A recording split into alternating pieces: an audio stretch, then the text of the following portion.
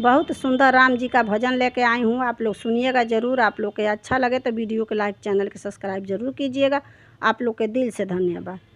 सज गई अयोध्या नगरिया हो, चलो राम के दुआरिया। सज गई अयोध्या नगरिया हो, चलो राम के दुआरिया। राम के दुआरिया हो, राम के दुआरिया, राम के दुआरिया हो, राम के दुआरिया। सज गई अयोध्या नगरिया हो, चलो राम के दुआरिया।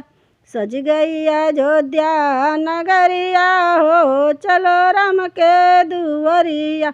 बरसों के बाद पूरा भइल अरमान हो, बरसों के बाद पूरा भइल अरमान हो। सीता लखन संग आए श्री राम हो, सीता लखन संग आए श्री राम हो।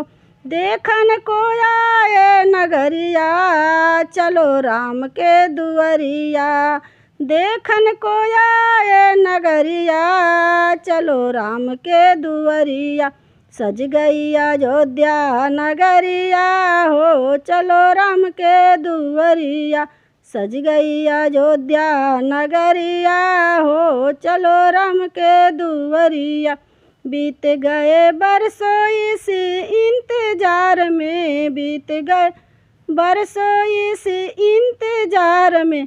अब जाके दर्शन होगा श्री राम के, अब जाके दर्शन होगा श्री राम के। आए हैं उनके नगरिया, चलो राम के दुआरिया। आए हैं उनके नगरिया, चलो राम के दुआरिया। सज गई अयोध्या नगरिया हो, चलो राम के दुआरिया। सज गई अयोध्या नगरिया हो, चलो राम के दुआरिया।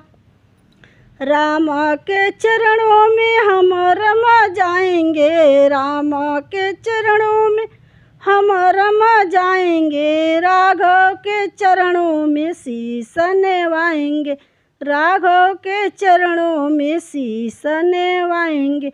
उनके चरणों में बीते उमरिया, उनके चरणों में बीते उमरिया। सज गई अयोध्या नगरिया हो, चलो राम के दुआरिया। सज गई अयोध्या नगरिया हो, चलो राम के दुआरिया। राम के दुआरिया हो, राम के दुआरिया, राम के दुआरिया हो, राम के दुआरिया। सज गई अयोध्या नगरिया हो, चलो राम के दुआरिया। सज गई अयोध्या नगरिया हो, चलो राम के दुआरिया।